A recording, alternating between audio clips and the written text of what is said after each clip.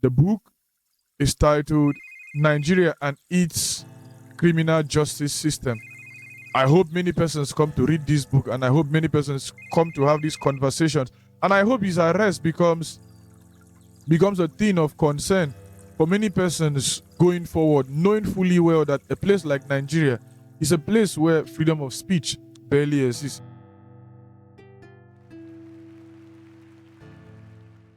Hello, my name is Biringkpa Emeka. Welcome to today's broadcast.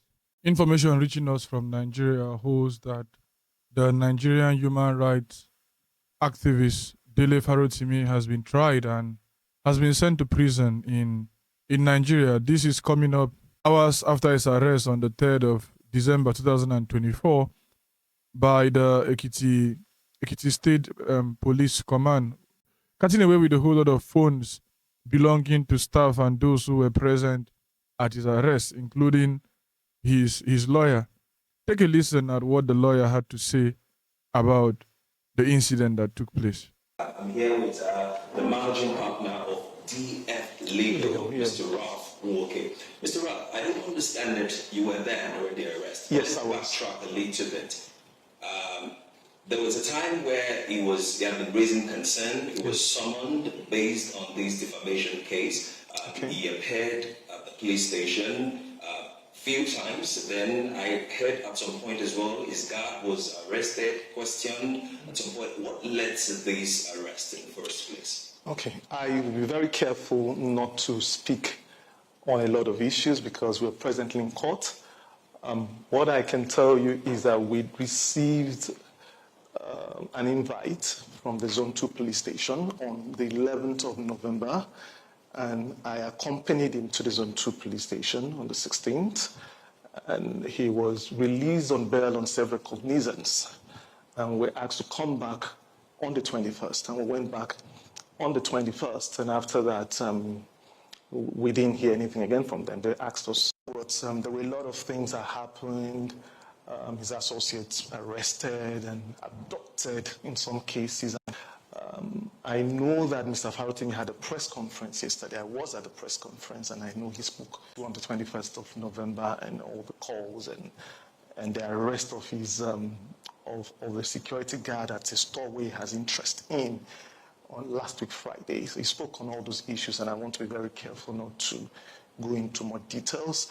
I'm also told that there is a publication on there are publications on his social media handles where he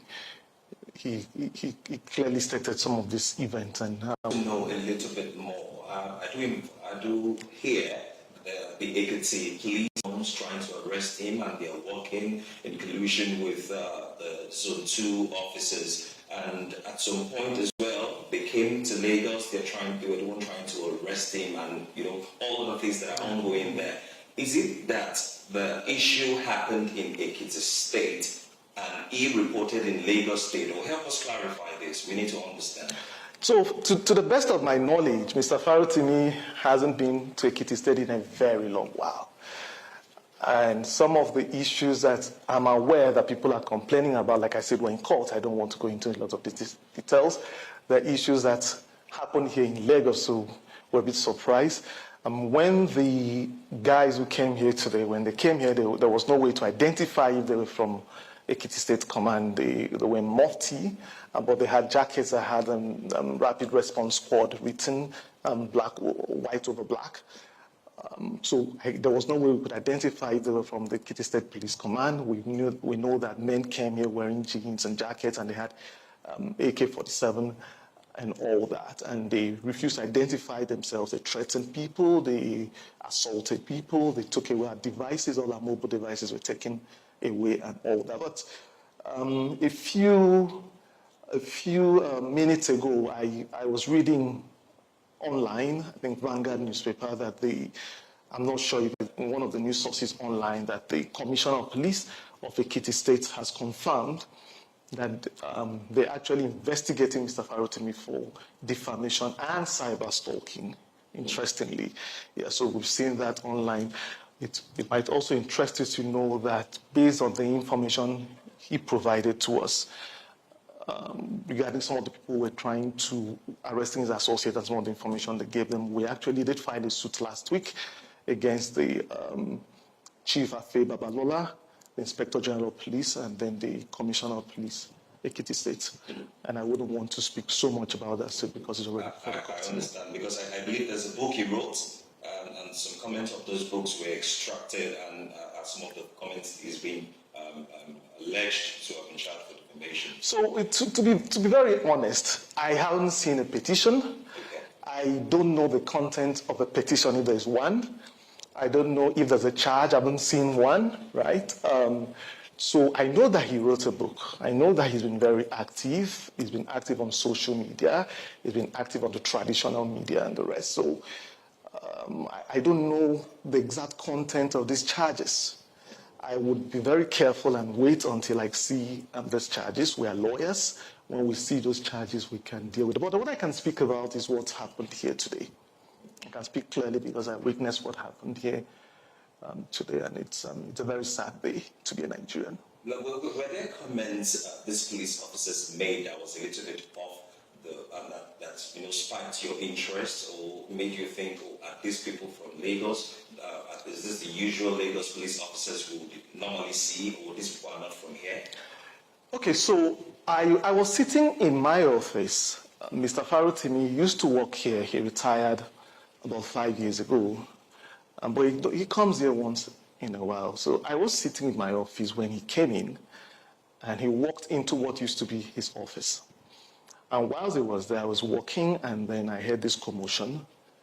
I heard the commotion, and I opened my door, and I saw some men in jeans, and they had a vest, RRX, Rapid Response Squad, and they had guns. And one of them walked towards me and said, "Give me your phone." And I said, "Why do you want my phone?" And he said, "I'm going to shoot you. Give me my..." And he took my phone from me. And then I followed him, trying to inquire. Yes, he threatened to shoot me. So I walked towards him, inquiring, "Who are you? What?" And he said, then he raised his gun and said he was going to shoot me if I come near him. So I stood where I was, and then I saw them walk with Mr. Farrotimi down through the lounge where we were standing, and then they went downstairs. And it happened very quickly, and in a few minutes they were out of here. And while that was happening, I could hear my cleaner crying downstairs. So I went downstairs. I tried to find out what was happening, and she then told me that they assaulted her. She was beaten, and then they took the devices of everyone. As the guys were coming in, they were taking phones from the table, anything valuable they found on the table, mobile devices, they took them. And then they also threatened to shoot one of my associates, Gilbert. In fact, at the point they asked him to follow them outside, and they threatened they were going to shoot him. And in fact, one of them, even from what I hear, was telling the other they should shoot him. That was what Gilbert told me, and then, but they didn't. Thankfully, nobody was shot, and they walked away. So that's the much that I know. I can speak to what happened here today because I witnessed it. That must have been traumatizing. But let's digress a little to understand. I remember when Shore mentioned this on the group, on the X platform, he noted that the police should not be used as a tool, as a personal vendetta. While somehow the school of thought that, oh, this is some sort of personal vendetta, there's also another school of thought that is thinking, is there a pattern here? A few months ago, there was the FIJ journalist, Dali Ojuku. We had recently Fisayo, the investigative journalist, and now, knowing Mr. Dele Farotimi, who is a very vocal government critic, is this looking like a pattern? So I am a lawyer. Incidentally, I'm not a social commentator. I'm a lawyer, and I would be very careful to stay within my lane as a lawyer, right? Is there a pattern? I'll leave you to decide. I do have my own opinion, but I'm sitting here as a legal counsel to Mr. Dele Farotimi, and I would rather speak on the law. I've also been asked questions like, is defamation a crime? Can you arrest someone? But I do have my own opinion on these things, and we're in court. And I will be very careful not to speak about what I think of these things. But I will tell you clearly that you are a Nigerian. I'm a Nigerian. We do have rights as Nigerians. And one of the rights you have is the right to freedom of expression, freedom of speech, and the law should protect that. Finally, let me just ask this. Have you been, in any way, been allowed to contact him? Have you reached out? And also, what will be the next line of action? So interestingly, when I started this, I believe so much in Nigeria. Let me say this: I believe so much in Nigeria. But today, I feel really sad being a Nigerian because in a decent society, things should be done decently. These guys came in and they took all our devices. I have no way of communicating. I don't have any devices. Including your phone? Yes, they took my phone. The guy threatened to shoot me. He threatened to shoot me and took my phone and the devices of all my staff. Every one of my staff members. Every staff member here, their devices were taken. Right? Even up to, and I would understand maybe their concern was that maybe somebody's recording or anything, but even the cleaner had what you would call the balasa phone. I think that's what they call the button phone. They took it from her. Well, what will you be doing now as a legal representative? Yeah, so we're in court, like I said. We're in court. We filed a fundamental human right application before the Lagos State High Court. We are trying to get further information on what has happened today. I don't have a lot of information. You're telling me that there are things on X. I have not been able to go on X because I don't have my devices. I was able to read the news report I told you on my computer. So I've really not been able to do much because I do social media sparingly, and those social media platforms are on my mobile device, and I don't have that now. So what are we going to be doing next? Yes, we'll pursue the legal angle. We are lawyers, and we believe in the law. We still believe that Nigeria can work. We believe that the court will do the right thing, and we'll follow through with that. I know I said last the other time, I'll put this as my final question. Do you think the case of defamation is alleged under the legal perspective warrants an arrest of an individual? So like I said, I do have my opinion on these things, right? But we're in court, and those are some of the issues that we brought before the court, right? And I would rather not speak about it. I do have my opinion on these things. Let me repeat that again. But let me say this again. We are Nigerians. We do have a right to freedom of speech. We do have the right to freedom of expression. And I believe that the law should protect that. Beyond that, I wouldn't say more. Dele has remained an open and a vocal person to the Nigerian government. He has spoken out clearly. He has spoken out in clear terms against the Nigerian government as it concerns the many atrocities they get to do and how they get to manage and champion life in a place like Nigeria. He has come under attack on many occasions. On different occasions, threats to his life have been made, and he also has come out on few occasions to blatantly call out those who were trying to kill him. He has even granted press conference and press release on different occasions. Good afternoon, gentlemen of the press. This is my first rodeo. I've never had to ask to speak to you like this, especially at such close quarters.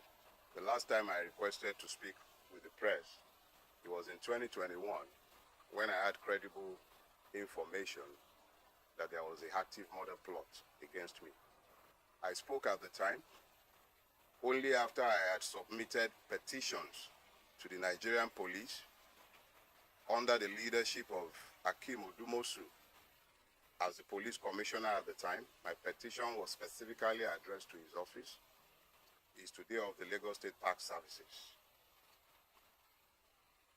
At the time, I mentioned 3 names with specificity. Included amongst the 3 at the time is a traditional ruler in Lagos State. I did not go to social media to mention any names because my intention was not to scandalize, but to seek the due protection of the law.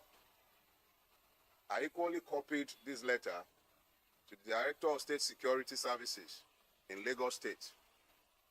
These petitions were duly received, but neither were acted upon. That was in 2021.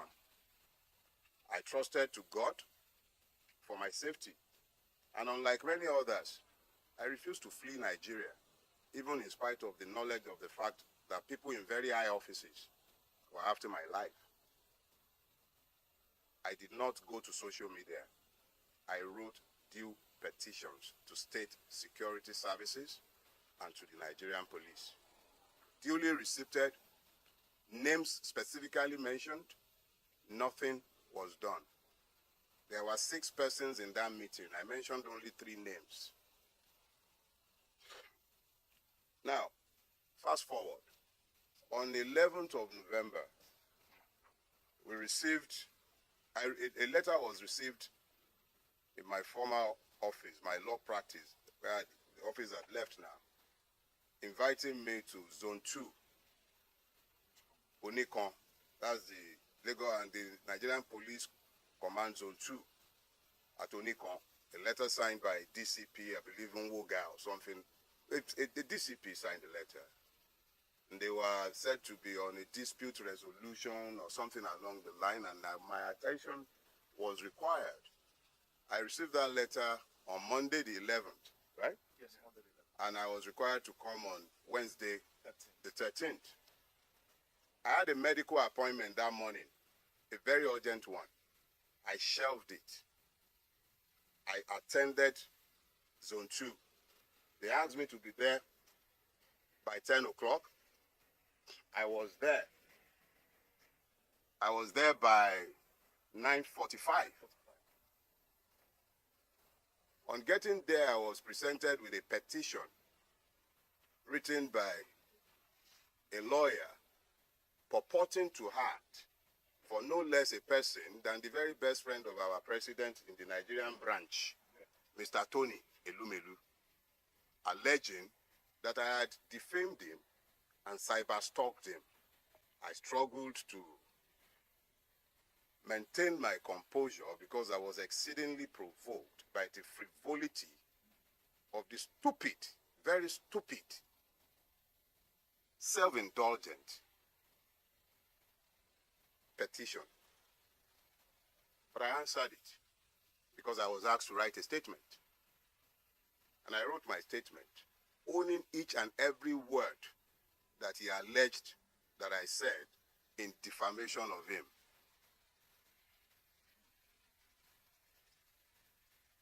The IPO then took my statement and the file to see the DCP, who had signed my letter of invitation, and I was asked in. I'm giving you this background because they are all germane. The gentleman, I believe DCP Nwoga, then said I should be given bail and I should go. And whenever they needed me, they would send for me. And I felt that this was classic police harassment. So I told the gentleman, I have written a statement in response to a clear allegation. There are no ambiguities. I have not denied what he claimed that I said. But I am saying that there is absolutely no crime. There is absolutely no crime to be found in what I had said. And what did I say? Somebody asked me on Twitter. Somebody tagged me and asked a question. The person asked if I thought Mr. Tony Elumelu might, in 2027, support a person like Peter Obi to become the president of Nigeria, just as Elon Musk had done similarly in America. And I answered, how can you possibly be asking that of Tony Elumelu? Tony Elumelu is a member of the Nigerian ruining class.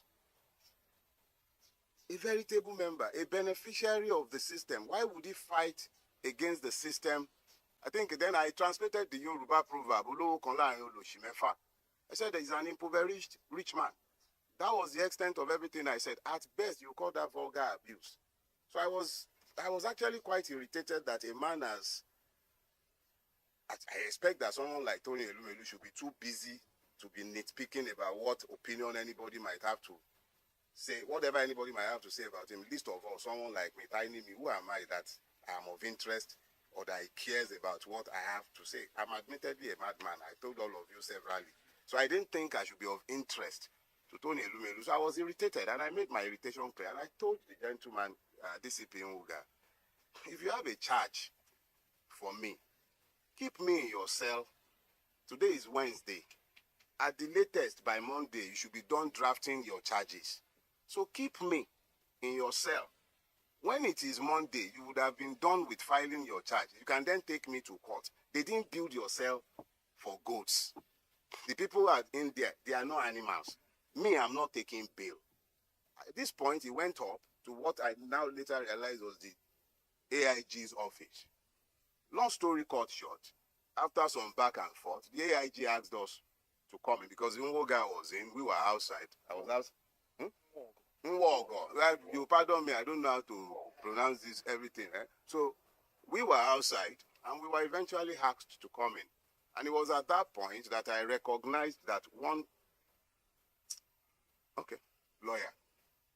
The lawyer who wrote the petition had been hanging around whilst my statement was being taken, whilst I was in the DCP's office. I didn't know who he was, but now he was in the AIG's office. And the AIG asked him, do you have the authority of Mr. Elumelu to write this petition? He said, yes, he did. So the AIG said, well, you would have to tell your client to write us himself under his own hand to ask for Mr. Farrotimi's prosecution. I was incensed that he would be asking that. But I could also recognize the delicacy of his position. Here is the very best friend of Mr. President who just went to France with him, demanding the prosecution of an irritant like me. Who was I? But the AIG used his discretion, and me, I'm a Yoruba boy. When somebody has tried to diffuse a situation, I accepted the way he diffused the situation. So he asked us to go.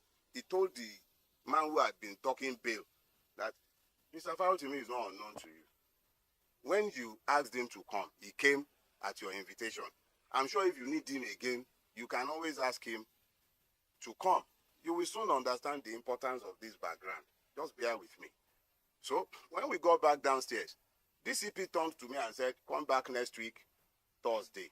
I had things already scheduled for that day. I did not argue.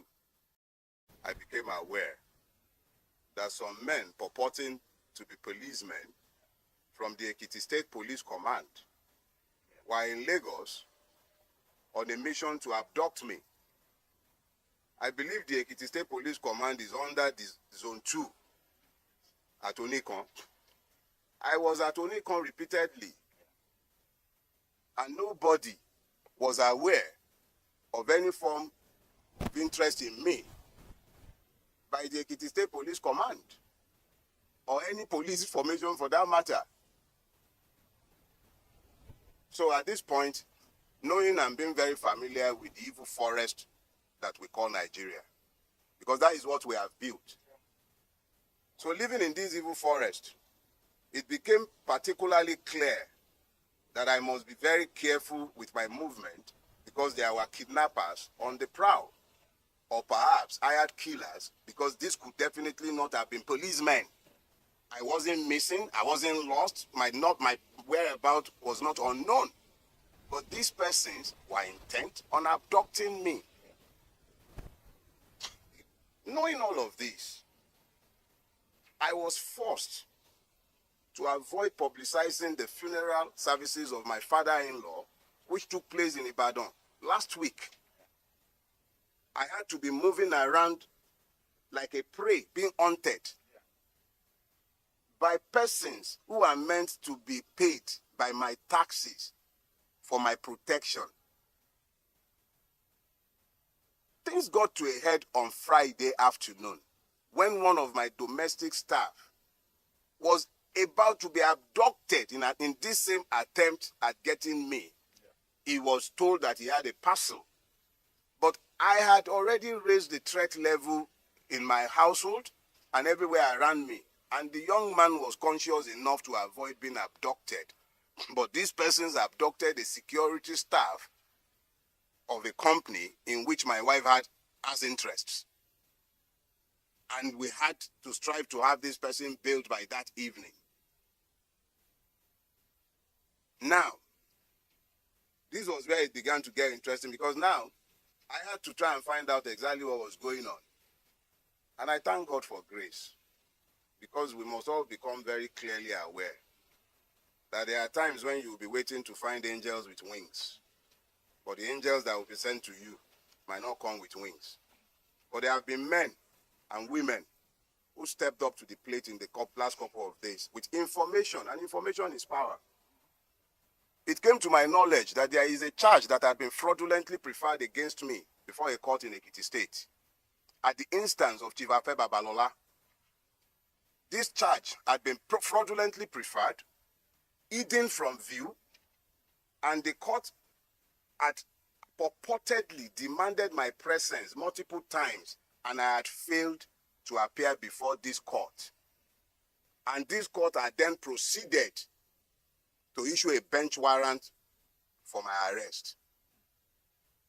This is classic Afe Babalola.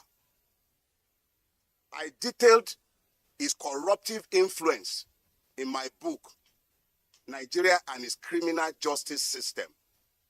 And what he has done is exactly what he has always done in hiding, but he has done it this time again.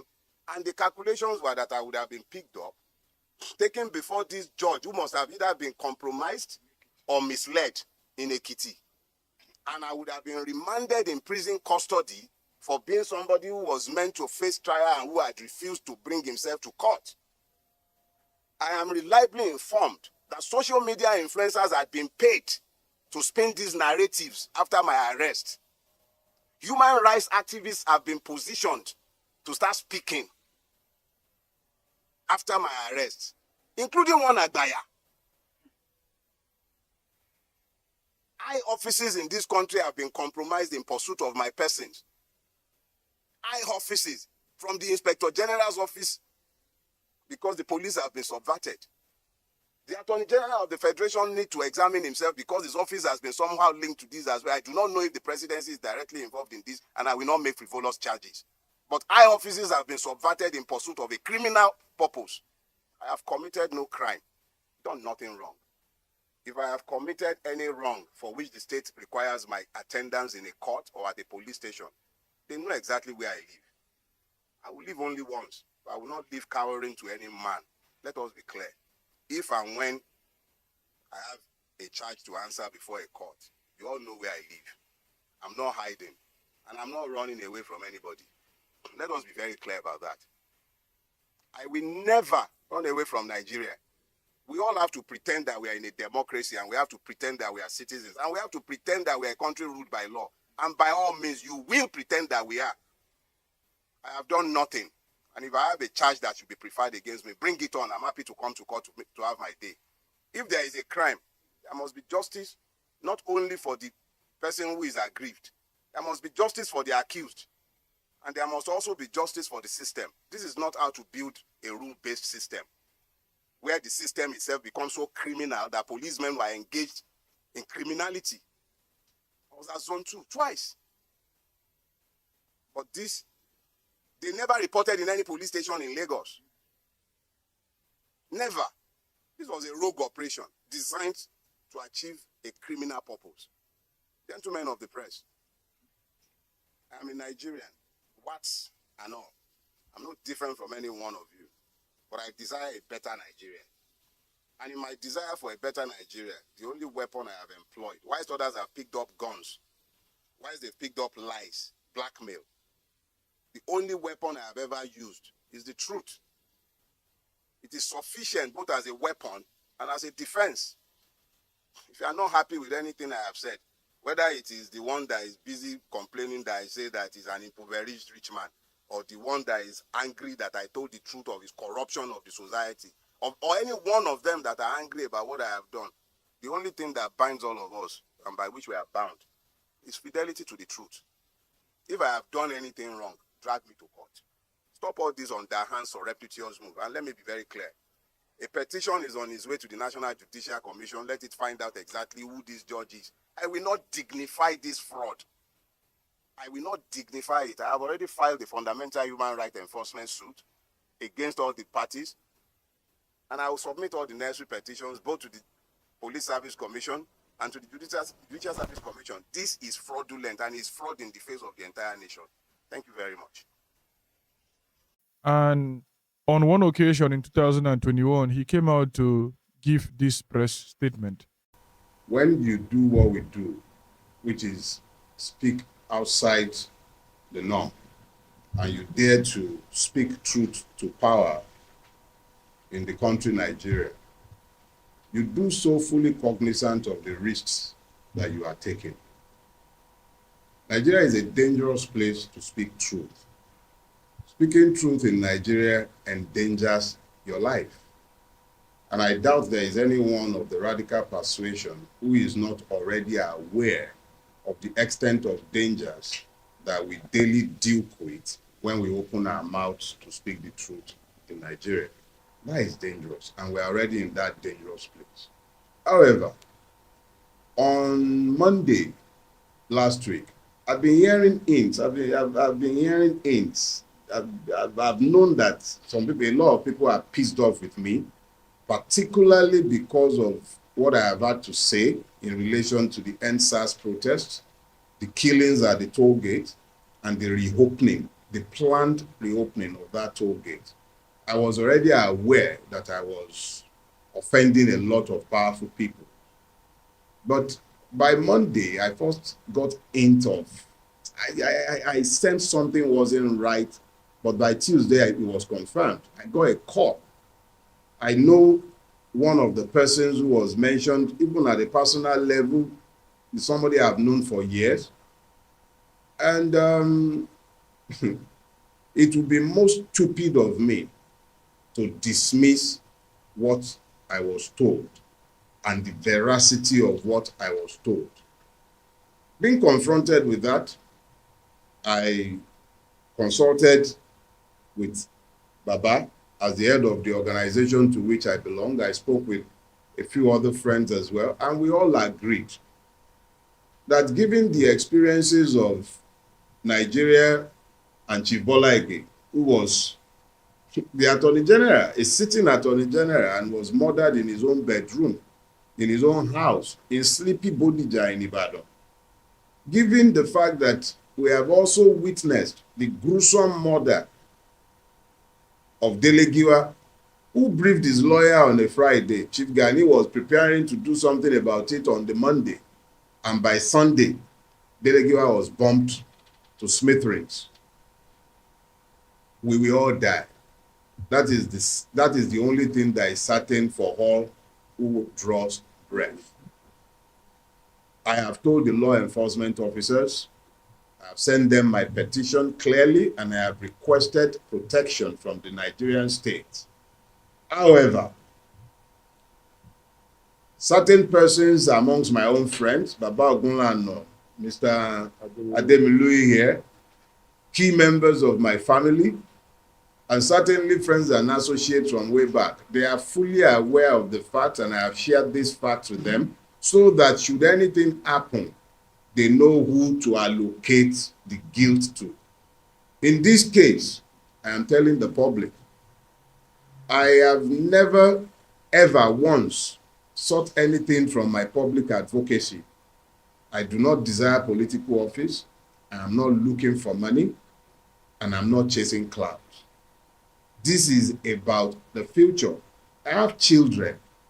They should be able to live in a country where they are free and where they are able to fulfill the potentials that God has deposited in them.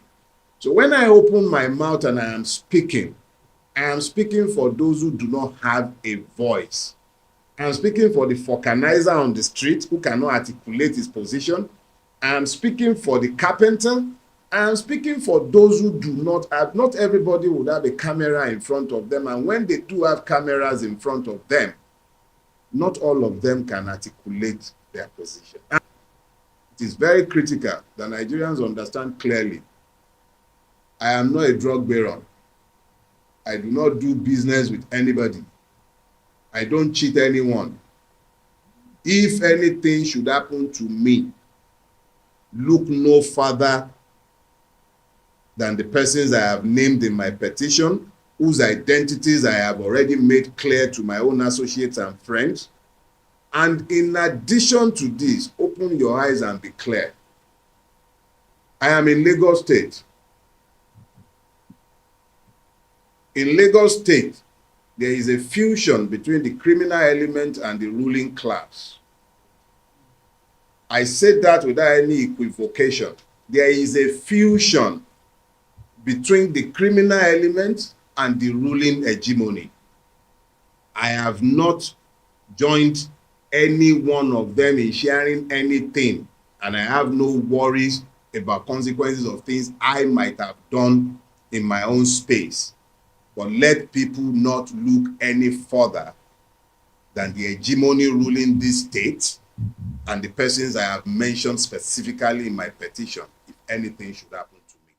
Today, from the likes of Showore, Agba Jalingo, and Tokpa Anointed, we are hearing that he has been hurriedly tried, he has been denied bail, he has been sent to prison, awaiting the appeal that will be made on the 10th of December 2024.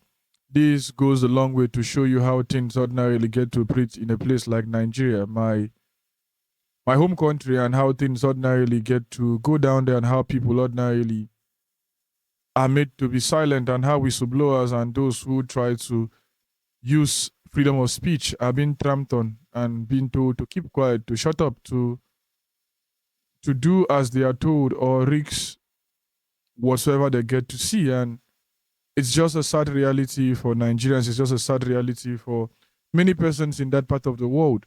And when you analyze the content of how he ordinarily was carried away out of the office, you get to see how poorly, how brutish the police system in Nigeria ordinarily have come down to be. An institution that has been made available for the elite, for them to do whatever they want to do at whatever time they want to do and how they feel, justifies their interest and justifies their ego. They just go about doing the things they want to do with no recourse for the next man, with no recourse for people, with no recourse for individuals and how they get to feel and how they ordinarily respond to things that get to happen around them.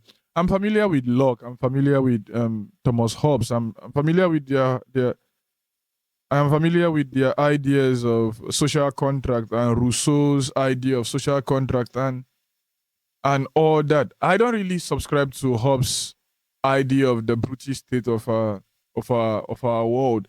We can see bits and pieces of what we are, but not exactly how he presents it. If I should go by any social contract, a thing I run away from doing, because I strongly don't think that is the way humans ordinarily can be categorized on a universal scale. Someone like Locke holds something that is a bit liberal, that is a bit democratic to a large extent, the whole idea of standing for liberty, standing for justice, standing for equality, standing for peace, standing for cohesion, standing for cooperation, standing for peace, standing for love, and standing for a stable society, as opposed to the whole brutish idea of Hobbes' philosophy and his contract of fighting for survival and the likes of that. But when you look at Nigeria and you look at the things that get to happen in a place like that, you struggle to free yourself from the mere thought of the fact that maybe, just maybe, things have ordinarily gone out of hand. Just maybe things ordinarily are just in the Hobbesian state of nature. Because tell me why in the 21st century, someone like Dele Farotimi, a renowned lawyer, a renowned activist, a man who speaks his truth and speaks the truth and keeps quiet and hopes that Nigeria come out and turn out to be better, will be treated the way he was treated. A man who calls himself a victim of Nigeria, which is indeed the truth. Many of us are victims of Nigeria. One way or the other, our destinies have been shaped and changed to different places and on different fronts because of the fact that we were born in a particular geography, which calls to mind the the idea of geography and destinies as expounded by the Nigerian intellectual Kelechi Deka, and you get to see what he means by this, and you get to see this also in the many philosophies by different persons that have come to postulate that a place of someone's birth can either make the person a saint or can make the person a sinner. In Nigeria today, many persons are towing the path they ordinarily never assumed they would tow. They're towing the path ordinarily they never believed in the course of their lifetime they would ordinarily come to tow. They are going the path of destruction because the system has just come to fail them. They are going the path of anarchy because a place that ordinarily should see to them doing well and progressing have just come to fail them on many fronts. And many Nigerians also have not been quiet. Many Nigerians have been very, very vocal as it concerns the release of Dele Farotimi for a civil case. The case is a civil case. It doesn't involve the police. It doesn't. It doesn't involve these people, and these people don't really want to learn because they just think the country is still the way it ordinarily used to be, and they can just do whatever they want to do, and then they will go away with it because ordinarily that is what they have been used to. That is the Nigeria they know, the Nigeria where they can just do anything, say anything, and nothing happens. That is the Nigeria they are used to, and this ordinarily gets to change. Someone like Peter Obi, the presidential candidate for 2023 elections under the umbrella of Labour Party, has come out to clearly condemn this, and a whole lot of other persons, Obi Ekwesili and different persons have come out. Peter Side, they've all come out to condemn this. Look at what Peter Obi has to say. I just learned of the arrest of Dele Farotimi, a respected human rights lawyer and advocate, over an allegation of defamation. This action is a gross misuse of police powers and a grave assault on the principles of democracy and justice in Nigeria. I condemn this action in totality. It represents not only an attempt to intimidate opposing voices from questioning authorities, it is also a warning signal to every Nigerian who loves and values freedom of expression and dares to demand accountability and transparency. The Nigeria police force exists to protect the rights of citizens, not to suppress them. Defamation, by its nature, is a civil matter that should be addressed in court through due legal process in line with the dictates of the rule of law in a democracy. As a private citizen, former governor, and even today, I am frequently defamed, insulted, and lied about and against. Yet, I have never resorted to using the Nigerian police or filing reports to silence others. Those who feel otherwise should seek redress through the proper legal channels, not by weaponizing the police or abusing their access to authority or state power. The resort to police action in this case reeks of abuse of power and raises serious concerns about the independence and professionalism of the police as a civil force. I hereby request that Dele Farotimi should be released immediately and unconditionally. The police must recognize that their allegiance is to the Constitution and the people of Nigeria, not to narrow interests at the behest of those in power. A new, more just and fair Nigeria is possible. Peter Obi. And this is just the blatant truth. I believe a new Nigeria is possible. I believe the trajectory of our country can change for the better. I believe things can ordinarily turn around and move towards the right direction. It is what ordinarily should be done. It is what must be done if we must see ourselves come to succeed. It is what we ordinarily should champion if we ordinarily want to see that a place like Nigeria get to flourish and get to flourish well. It is what we must ordinarily struggle for. It is what we must strive for. If you listen to Aisha Yusufu, you get to see the pain in her voice. What has played out is that the Nigerian police has behaved as if the same way that terrorists and bandits usually do to citizens in Nigeria, which is to go in and abduct a Nigerian citizen. That's exactly what they have done, and it's so surprising that along that also, like we've heard from the lawyer there, they've gone on to also pack the phones of people, property of people. So you're wondering what is going on, and at the end of the day, the Nigerian police has always shown itself to be a willing tool of oppression that is used to oppress Nigerian citizens, and it's really very shameful. In this kind of situation, you expect the Nigerian police to be a law enforcement agency and be an unbiased party in whatever it is that is happening, but at every time they always show themselves up to be biased and be very high-handed and behave in this high-handed manner. How do you go about abducting someone all the way from Lagos State, taking him to Ekiti State in such manner that they did? It's really crazy. A few months ago, I did ask a question: is the Nigerian police a law enforcement agency or is it a criminal enterprise? And I think every day they go on to keep answering that question themselves. I mean, it's just really heartbreaking to see that we are where we are as a country, and that, we continue to keep having the same conversations about the Nigerian police. You've talked about them being a willing tool in the hands of individuals. Obviously, they've been used to set the law in motion against Nigerians who have rights. Would you say that this is as a function of the fact that a number of them don't know better?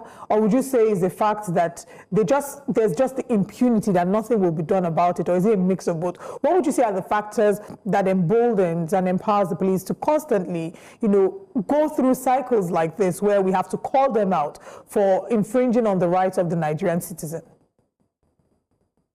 I would say absolutely it is impunity. It has nothing to do with training. It's all about that thing that Nigerian police will say to you that I will kill you, nothing will happen. We saw on October 2020, indeed that particular statement, was reinforced by the Nigerian state when it killed protesters who had come out to protest against police brutality. We saw recently a video that went out where Nigerian police were saying to citizens that they were going to kill them, shoot them, and that nothing was going to happen, and they would just say that they are either cultists or something, and that's it. So it has nothing to do with training. If today that had to stop, it just takes a moment for them to learn that, if you do something that is wrong, it's going to bad behavior, you're going to be punished for it. But right now what they have is this impunity where they feel they can do anything, and they are always at the beck and call and, open to the highest bidder, whoever it is that is going to pay them, whether it's through cash connection, whatever it is, and then they will use it to oppress people's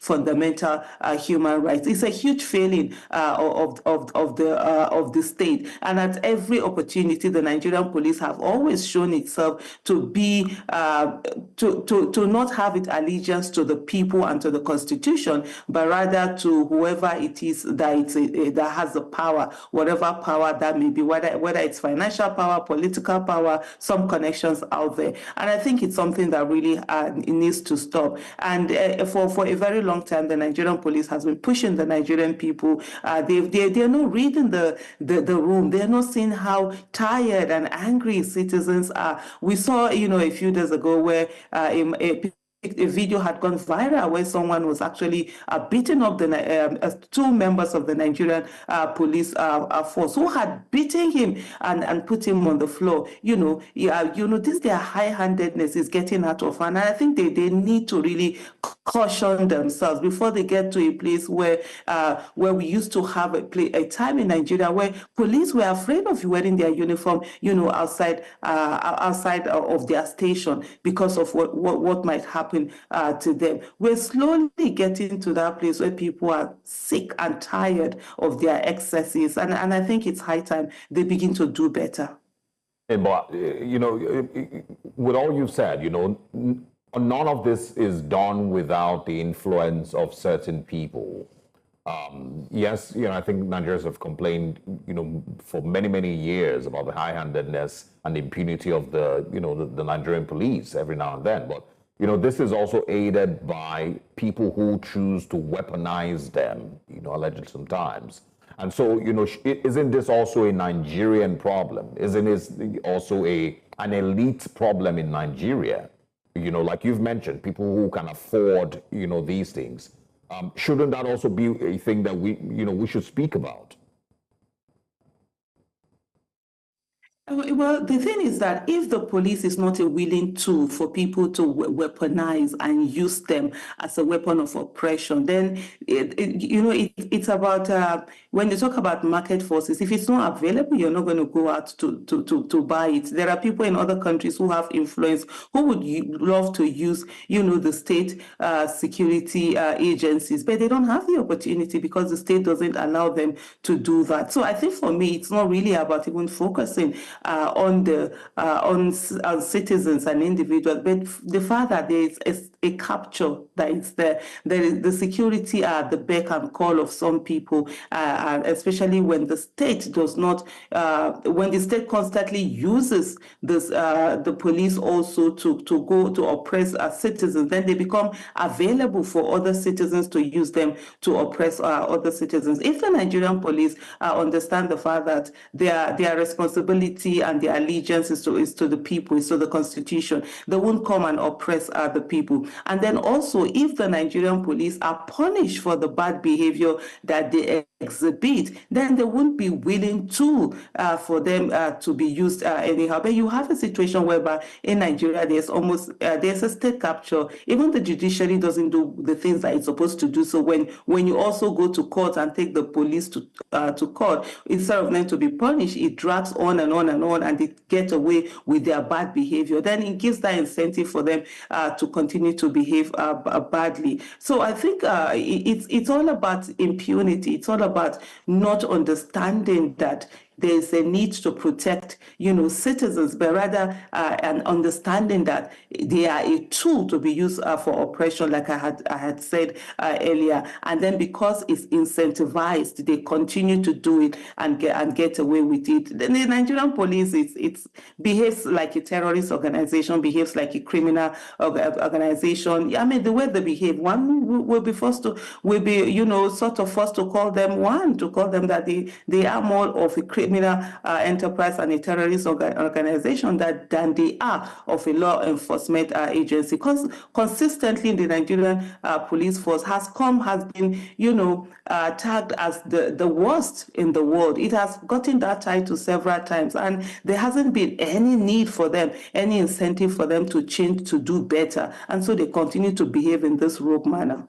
When the people at the helm of affairs, so the elite that we refer to, that oftentimes use the police as a tool for manipulation, a tool for infringing on the rights of innocent Nigerians and citizens, when they often report their case to the police, and this is an argument that I've heard from a number of them who have maybe been accused of setting the law in motion wrongfully against Nigerian citizens, when they report to the police, some of them would argue that they've made a report, and then the police, in their own wisdom, then decides on how best to go on with this investigation. So in this case, he's accused Chief Afe Babalola in a post on his Instagram 22 hours ago. He accused Chief Afe Babalola of being the one behind all of this in Ekiti State. Do you think that, is it any defense that maybe he must have made his report and the police decided to act on their own accord? Or do you think that there's a shared blame here? Well, the Nigerian police that we do know, they're extremely lazy and they don't do anything without an incentive. If it was just a matter of reporting, we've come across our fair share of dealings with the Nigerian police force, and you will report something, they wouldn't even move from where they are. Armed robbery will be happening. Now, if you have someone has that even has a channel to call the Nigerian police and say to them, either armed robbery is happening or terrorists are doing something or the other, they don't move, they don't do anything. They will sit where they are and start telling you stories that either they don't have fuel in their car or they can't come out, how many things are there. So most times the usual, so it's not the kind of organization or security outfit that it's when you give them something to do, they do it in such a way that they go overboard in doing it. There has to be an incentive, like I said earlier, for them to actually do it. So usually it is always from the part of the person who is making the report on the kind of thing that they want, or whatever, or the access or the connection that the person has that makes them to do that. So there's always that particular thing. Or sometimes also, the way the Nigerian thing is, maybe the order from above coming down in and telling them that, hey, they need to take this on and go the extra mile. So I don't think it's usually a question of the Nigerian police just waking up because you've reported something to them and then they go all out way and do what they want to do. Usually it's always the instruction of the person who is making that report. And if someone feels that they have been defamed, the law is there. Go through the process of the law. Yeah, it might be very tiring, it might be very annoying, it's because the hand of justice grinds you slowly, especially in Nigeria, before you get anything done. But I think all of this is a show of power, show of force, and that some people just think that they're going to do. And for me, it's really quite surprising that someone who is a son, someone who as a lawyer would sit back and allow police to do this to another citizen because they feel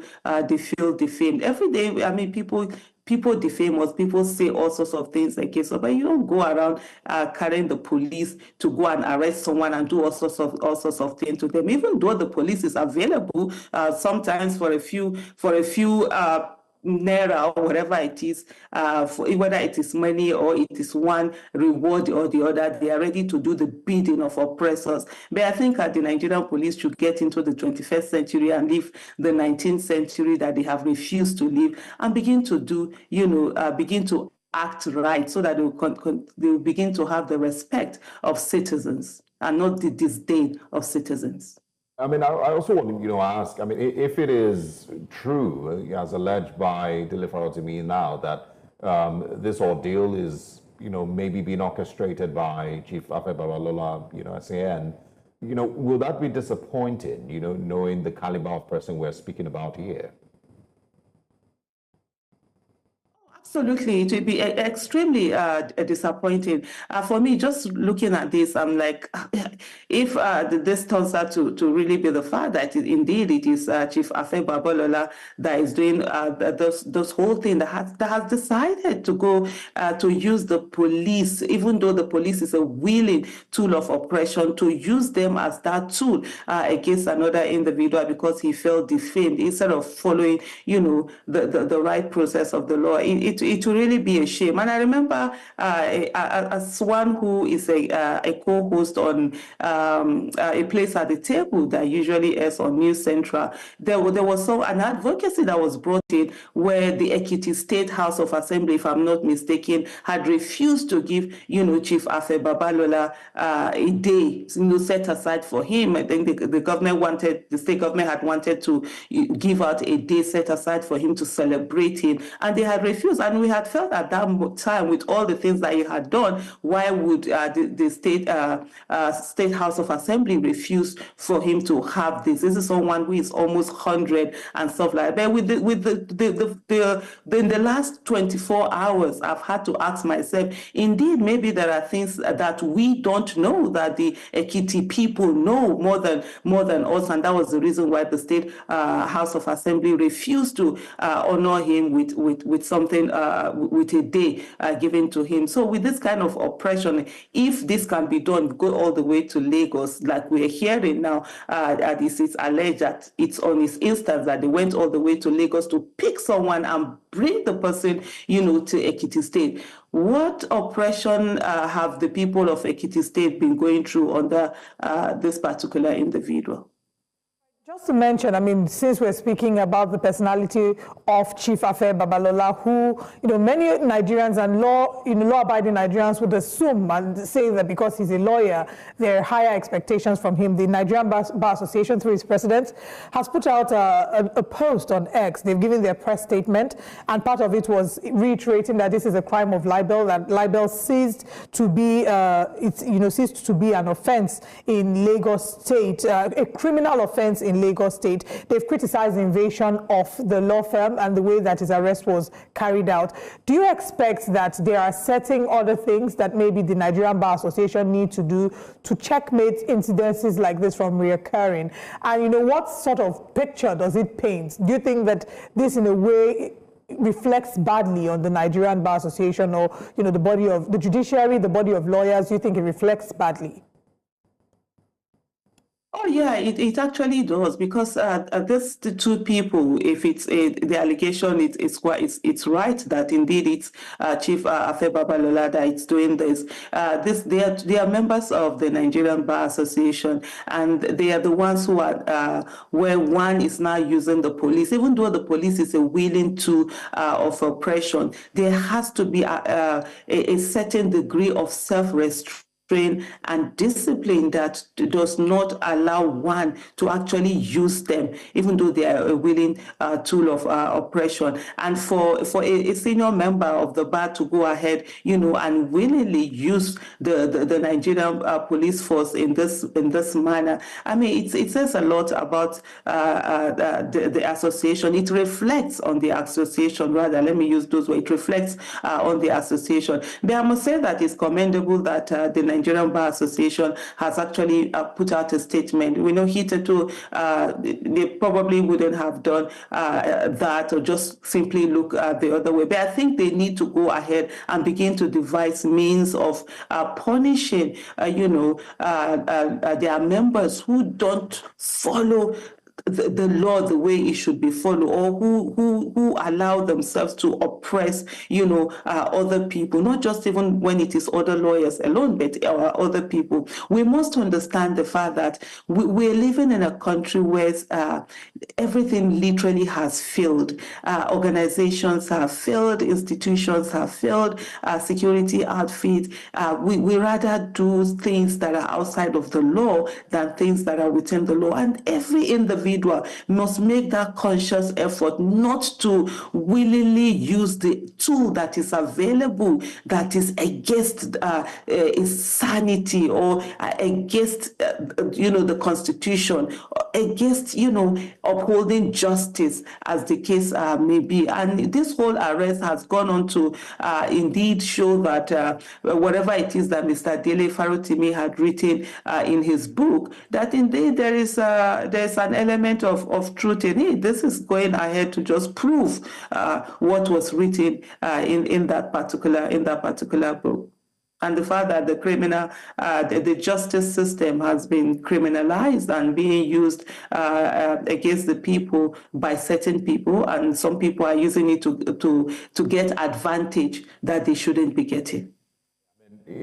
Some might also describe this, as a tactic to also silence dissenting voices in Nigeria today, which of course, you might be one of those who have been, who has been very vocal, about, the ills in our society, and of course, bad governance. There's that aspect, but I also want to, ask, we have a new CJN, Justice Kekereekun, and of course, she's made promises to clean up the system. What do you think happens next? Do you expect any changes? What would you also recommend, for the average Nigerian going forward? For the average Nigerian going forward, I think one of the things that need to happen is that people need to be very vigilant, and people need to be watchful, and people need to connect the dots. A few weeks ago, I would say also on a place at the table on Central TV, a program that normally comes up 8 p.m. on Sundays, I had done an advocacy, and I said people should connect the dots, that they were trying to silence the voices of people people that usually speak up. From there were smear campaigns, going on. There were attacks. There were arrests going on. So these are all part of a grand scheme. And if you really are following and connecting the dots, you will see whereby if you can't get someone through certain way, use another way to be able to get them, and just use whatever it is. And as long as you're oppressing that voice, as long as you're taking that voice away and taking them out of the system, sometimes these are some of the things that are being done. We've seen something similar like this that had been done to Agba Jalingo, and he spent years, being incarcerated, which is definitely what we do insist on. It's not going to happen here. Beyond just hoping is for Nigerians to come out and understand that when one person is affected, we all are affected. That right now it's not just Dele Farotimi that has been arrested, but every Nigerian citizen with a voice, every Nigerian citizen who wants the right thing to be done, every Nigerian citizen who speaks out for Nigeria has also been arrested. And the CJN, well, the world is watching, and it's for her to understand that whatever it is, it's not about the position that it is today. It's about what effort that will be done, what legacy will she leave down for Nigerians that are going to come after us 100 years from now. Would they remember that there was someone who stood for justice and insisted that justice prevail in Nigeria and not be a puppet to the paymaster? The judiciary right now is in shambles. The judiciary has been captured. The judiciary, it's just like the police, is also a willing tool of oppression that is being used to oppress the people. And this is a time for us to know whether indeed she is ready to fight the corruption that is there. The other time, indeed, of course, there were certain judges and justices that had been, suspended, for some of them for different crimes like falsification of age and all of that.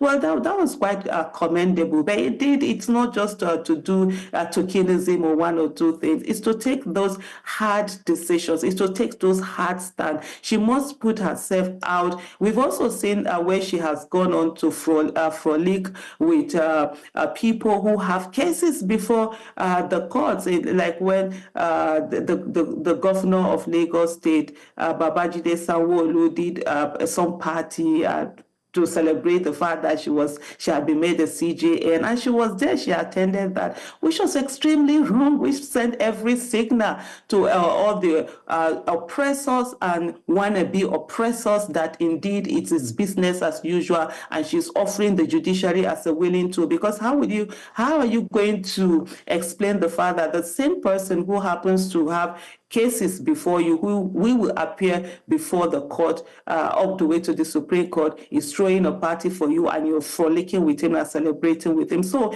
even in those kind of body language, she has sent out to the oppressors that it is business as usual, and the oppressors are wannabe oppressors that it's business as usual, and of course they should continue the things that they do. But I sincerely pray that she proves us wrong and just stands for justice and ensure that Nigeria gets away from the banana republic that it has become and begin to have sanity, where justice should be the first thing that is on the table. Because at the end of the day, without justice, we won't have peace, and we will continue to have a police force that behaves more like a terrorist organization than a law enforcement organization. You see the pain in her voice, and whenever she's called upon to give her takes on a place like Nigeria, you see her come out blatantly to get to say her truth and keep quiet, because it takes two to tango. It takes a lot to ordinarily come to effect change in a place like Nigeria.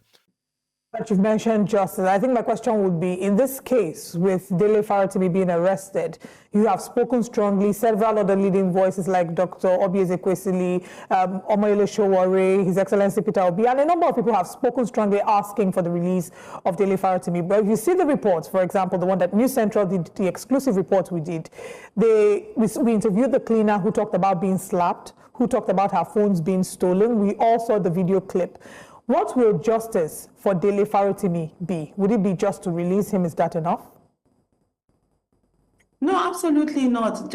Just releasing him, it's not enough. It's to find all of those officers that were part of this abduction, because this is not an arrest, this is an abduction, and it should be criminalized, and every one of them needs to be punished. It's also to look at to ensure that all the phones that they have stolen, because this is stealing, this is what are they taking those phones for, for goodness sake? Did they think that it's just stealing? Ensure that everything is brought back, and also justice for the cleaner and all the staff that were manhandled, and those that were beaten, and all of that. They also need justice, and if possible, there should be a monetary compensation that comes with it. The Nigerian police force need to start paying a lot of damages for its high-handedness and the way it behaves, since it doesn't understand the fact that they should do the right thing. They probably, by the time they begin to slap fines on them, and that would also be a way for them to not start behaving very well. It might be that incentive that they need for them to begin to behave very well. Civil matters should be left for the courts. It's not the business of the Nigerian police. And I think I remember there was a particular time when it was the Nigerian police would not even want to meddle in this whole thing. And I would say it comes down also to leadership. We had a time when there was an IG of police, that would ensure that, the police, at least to an extent, do not take part in civil matters. Even like you will hear from the court, from the police themselves, they will be like, oh no, we don't want to participate in this, because at the end of the day, the courts were really fining them, and they were paying this money. This monies were being paid out. But now we've gotten to a situation whereby you have an IG of police who literally tells you that he's sort of like a puppet to someone, and so he's going to behave anyhow, and it's going to pass down to his men and women being down there. But one of the things that I find very disturbing is the fact that constantly, this high-handedness that Nigerian police force exhibit against its citizens who haven't done anything, they don't exhibit it to terrorists, they don't exhibit it to bandits, to the extent that, Nigerian policemen and women will be killed like chicken, in such very brutal manner, and you will not see anger coming from the Nigerian police force. You will not see them going after these criminals, who are killing our citizens, who are also killing their members. They do nothing. A few days ago, a lawmaker, was abducted by terrorists / bandits. You never know which is which now, and he was abducted, and his police orderly were killed. This kind of behavior that we saw them exhibiting in abducting Mr. Dele Farotimi, we would want to see them exhibit that against terrorists. We will even clap for them. Bello Truji is there every day, insulting Nigerians, insulting the state, the Nigerian state as it is. If the Nigerian police go after them, the Nigerians will hold them. Go and exhibit this power that you seem to have, these arms that you have, but don't use it and oppress citizens and abduct citizens and also steal the properties of citizens. You can't be paying, you're being paid by taxpayers' money, and then you're oppressing, your willing tool of oppression against those same taxpayers. It doesn't make sense. And I hope going forward, we as a people would ordinarily come to see the importance of standing tall and standing together. Because in the long run, when all is said and done, Nigeria remains home to a whole lot of persons, the largest black nation on earth. And the problem currently ravaging us down there is not a thing too peculiar to us in such a way that we ordinarily cannot come out of it. It's not a case that we ordinarily cannot find ourselves out and get to see ourselves get to succeed. We can succeed. We can do all the good things we want to do. We can be the best of people we want to be if we ordinarily want to be that people.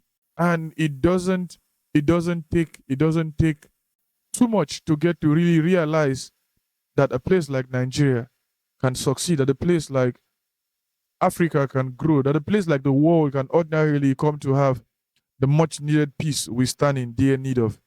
not to sideline or make it look as if evil is just a silent thing. Evil is not a silent thing. It's it's it's something I want to believe. It's more than a privation. I strongly hold on to a whole lot of Augustinian ethos and maxims, but see, when it comes to the idea of evil, I think I want to go by the way of doubt, because for someone who has visited the concentration camps in Europe and different war sites and different places that now stands as memorial sanctuaries and the likes of that, and for someone who has experienced so much pain and so much anguish and so much sorrow on both personal and communal level and from an existential standpoint, I know evil is out there doing its thing.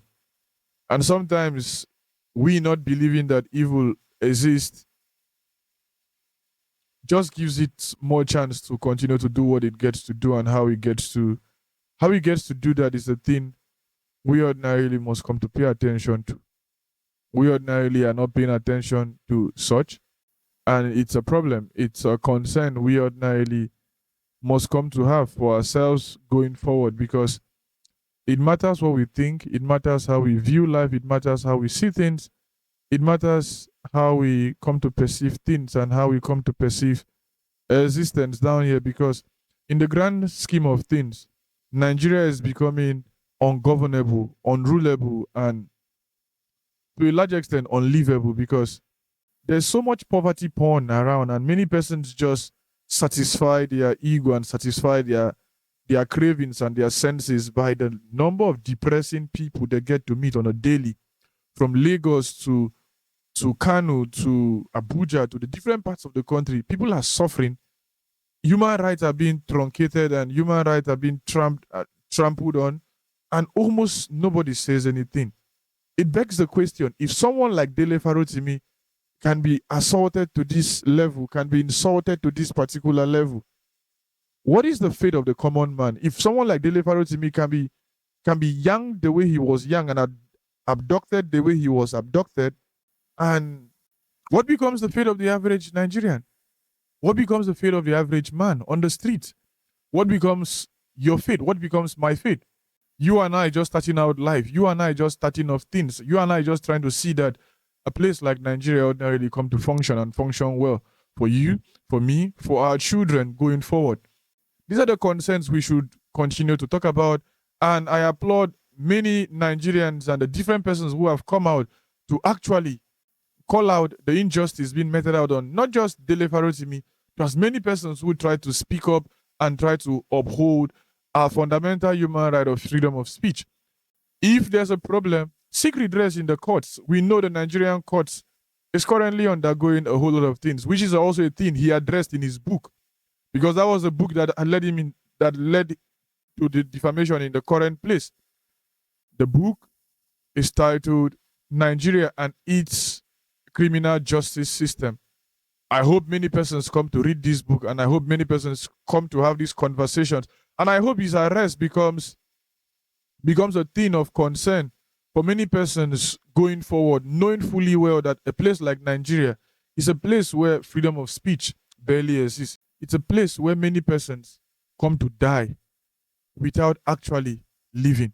It's a place where many persons come to go and nobody gets to hear from them, because many persons don't really care. Many persons don't really care. But many persons should be caring. Many persons should be speaking up and speaking out. We cannot live like this. We cannot continue to be intimidated the way we are intimidated. We cannot die like this. Let our death have purpose. Let our death come to have meaning. If you go through Dele's posts online, you get to see the different things he has been posting. You get to see the different quotes he has been putting out there, and he has been consistent for a very long time. He has been very, very consistent, and he's a man you can look up to. He's not a perfect man. He's not a saint, because nobody is a saint. He's a good man. He's a man who has recognized that indeed we all are going to die. And it matters that we continue to speak, and we continue to speak and open up our voices and channel our energies the right places. These and many more are the wishes of many Nigerians, that Nigeria work, that the migration to different lands that ordinarily cannot offer half what their home country can offer to them will reduce. Many Nigerians want to go back home. Many Nigerians don't even want to travel. Many Nigerians just want to live their normal life as their brothers and sisters across the world are trying to do. But as they try to do that, the forces of evil that try to clamp down on people like Deji, try to clamp down on people like Yusuf, Aisha Yusufu, that try to clamp down on people like Dele Farotimi, that try to clamp down on people like Showore, and many others who try to speak up and speak out. Agba Jalingo, the list goes on. As many persons who try to do the work that ordinarily should be done. May these people who try to do these things come to have the peace they ordinarily deserve. May they come to see Nigeria succeed. May they come to see Nigeria grow. From Fisayo to Daniel Ojuku to different persons out there and different journalists calling out for accountability and calling out people to do the right thing. May they come to be granted their heart desires, and may Nigeria walk. May Africa walk. May the world come to know peace. These are many more my wishes, and these are the many things I hope to see in my lifetime. But if not in my lifetime, at least in the lifetime of the children of my younger ones, the lifetime of the children of my siblings, may their children come to live in a peaceful world. May your children, and as many persons who are going to put to bed, in better conditions and with good policies that ordinarily get to champion human rights and champion human freedom. I am Biringkpa Emeka. See you next time.